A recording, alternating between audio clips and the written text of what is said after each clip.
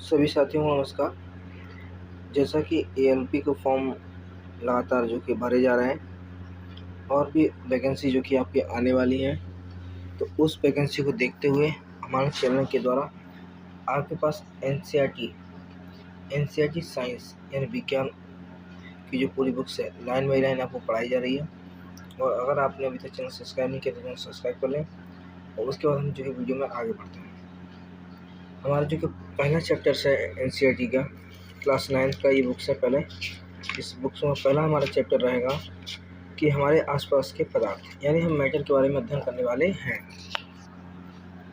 तो देखिए, अपने चारों ओर नज़र दौड़ाने पर हमें विभिन्न प्रकार के वस्तुएं नज़र आती हैं जिनका आकार, आकृति और बनावट अलग अलग होता है। इस विश्व में प्रत्येक वस्तु जिस सामग्री से बनी होती है उसे वैज्ञानिकों ने पदार्थ का नाम दिया।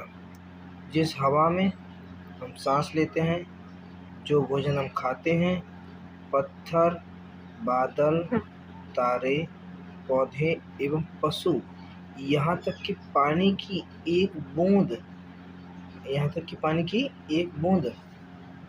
या रेत का एक कण, ये सभी क्या हैं? पदार्थ हैं। ध्यान देने योग्य बात यह भी है कि ऊपर लिखी सभी वस्तुओं का द्रव्यमान होता है और ये कुछ क्या होती है? स्थान कहती हैं। अर्थात कहा कि भाई देखिए, हम अपने चारों ओर जो कि विभिन्न प्रकार की जो कि वस्तुओं को देखते हैं जिनका आकार और आकृति और इनकी जो बनावट होती है वो सभी क्या होती है? अलग अलग होती है। इस विश्व में, संसार में जो है प्रत्येक वस्तु, विश्व में या संसार में जितनी भी वस्तुएं हैं, आप किसी न किसी सामग्री से मिलकर बनी है। वो जिस सामग्री से मिलकर बनी है उसी सामग्री को वैज्ञानिकों ने क्या कहा कि ये पदार्थ है।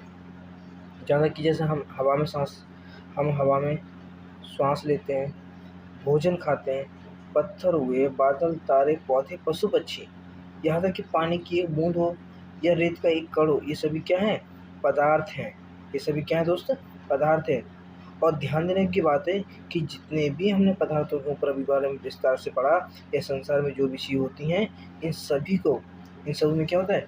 वस्तुओं का में क्या होता है? द्रव्यमान होता है और ये कुछ ना कुछ स्थान घेरती हैं। अर्थात कह सकते हैं कि जो वस्तुएं होती हैं उनका द्रव्यमान होता है और कुछ ना कुछ स्थान जरूर घेरती हैं। ठीक है, अब अगले बढ़ते हैं हम आपके। ठीक है,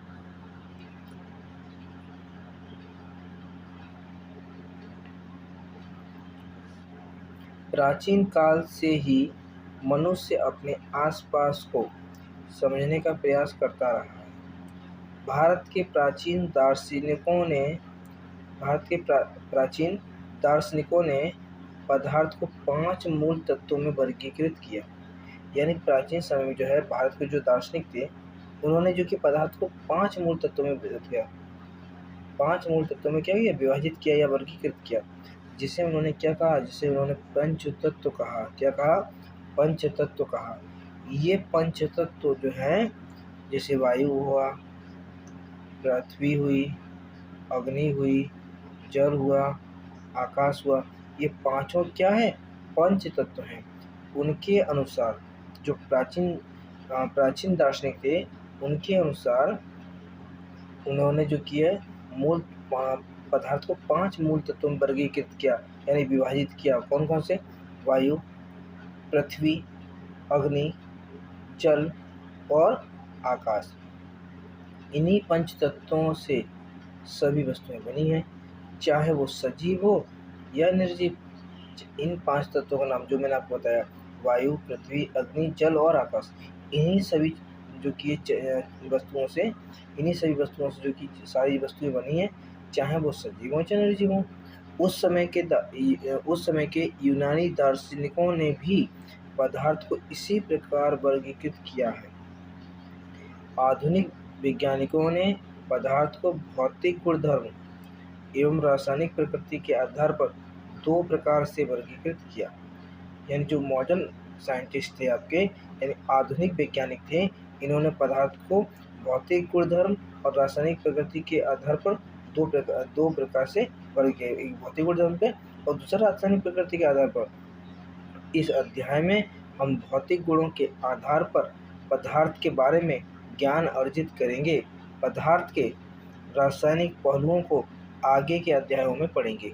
यानी जो अभी हम हमारे आसपास के जो पदार्थ हैं, इनमें जो कि साइंटिस्ट वगैरह ने अपने अपने अलग अलग मत दिए और आधुनिक वैज्ञानिकों ने पदार्थ को दो भागों में विभाजित किया, भौतिक गुणधर्म एवं रासायनिक प्रकृति के आधार पर।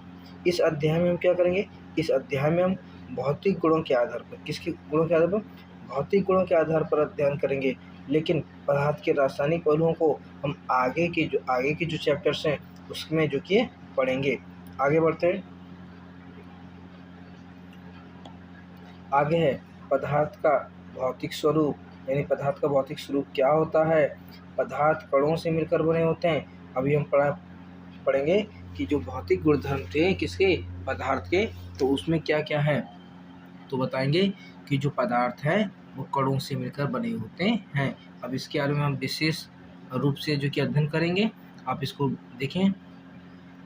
बहुत समय तक पदार्थ की प्रकृति के बारे में दो विचारधाराएं प्रचलित थी।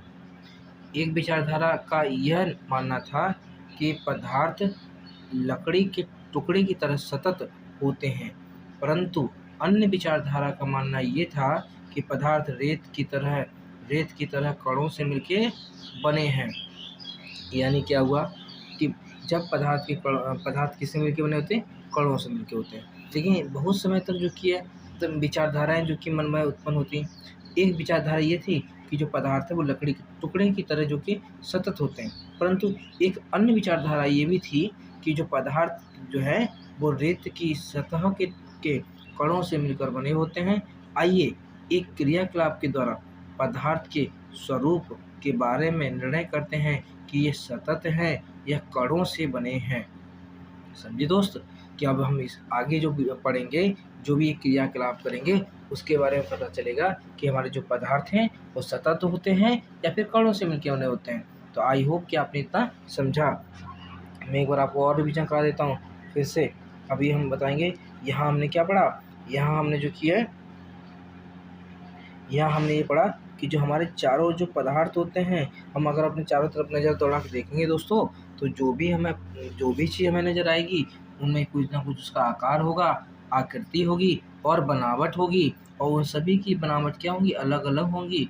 इस विश्व में प्रत्येक चीज़ चाहे कुछ भी हो, सभी चीज़ कुछ जो कि किसी न किसी सामग्री से बनी होती है, उसे वैज्ञानिक ने क्या कर दिया? उसे वैज्ञानिक ने पदार्थ का नाम दिया। यहाँ तक कि जिस हवा में हम सांस लेते हैं, जो भोजन हम खाते हैं, पत्थर हो, बादल हो, तारे हों, पौधे, पशु पक्षी, यहाँ तक कि पानी की एक बूंद या रेत का एक कण, ये सभी क्या हैं? पदार्थ हैं। ध्यान देने योग्य बात यह भी है कि ऊपर जितनी भी चीज़ हमने नाम अभी लिए हैं, इन सभी चीज़ों का क्या होता है? इन सभी वस्तुओं का द्रव्यमान होता है और कुछ न कुछ जो क्या होती हैं? स्थान घेरती हैं। अर्थात यह कह सकते हैं कि जो पदार्थ होते हैं उनके अंदर द्रव्यमान और जो कि आयतन होता है। आगे देख लेते हैं। आगे हमने क्या बताया आपको? आगे हमने ये आपको बताया कि प्राचीन काल से ही मनुष्य जो है अपने आसपास को समझने का प्रयास करता रहा है, लेकिन भारत के जो प्राचीन दार्शनिक थे उन्होंने पदार्थ को 5 मूल तत्व, कितने मूल तत्व? 5 मूल तत्वों में वर्गीकृत किया, जिसे उन्होंने क्या कह दिया? जिसे उन्होंने पंच तत्व कहा। कौन कौन से पंच तत्व होते हैं? वायु, पृथ्वी, अग्नि, जल और आकाश। इन पंच तत्व, इन्हें क्या कहा? पंच तत्व कहा। उनके अनुसार इन्हीं पंच तत्वों से सभी चीज बनी है, चाहे वो सजीव हो या फिर निर्जीव। उस समय के यूनानी दार्शनिकों ने भी पदार्थ को इसी प्रकार वर्गीकृत किया, लेकिन उसके बाद जब आधुनिक वैज्ञानिकों ने क्या कहा कि पदार्थ को भौतिक गुणधर्म और रासायनिक प्रकृति के आधार पर कितने भागों बांटा? 2 भागों में। ठीक है। इस जो कि अध्याय में हम क्या करेंगे, यानी जो हम चैप्टर पढ़ रहे हैं इसके अंदर हम भौतिक गुणों के बारे में अध्ययन करेंगे। ठीक है। और आगे बढ़ते हैं। और हमने तीसरा पॉइंट ये देखा, तीसरा पॉइंट है कि पदार्थ का भौतिक स्वरूप, यानी भौतिक स्वरूप क्या होते हैं। यानी पहला क्या है कि पदार्थ, जितने भी पदार्थ में किससे मिलकर बने होते हैं, यानी पदार्थ कणों से मिलकर बने होते हैं। बहुत समय तक एक पदार्थ की प्रकृति के बारे में दो विचारधारा प्रचलित थी। एक विचारधारा ये थी कि यह मानना था कि पदार्थ लकड़ी के टुकड़ों की सतत होते हैं, परंतु अन्य विचारधारा के अनुसार ये मानना था कि जो पदार्थ हैं वो रेत की तरह कणों से मिलकर बने होते हैं। आइए एक क्रियाकलाप के द्वारा पदार्थ के स्वरूप के बारे में निर्णय करते हैं कि ये सतत होते हैं या कणों से मिलकर बने होते हैं।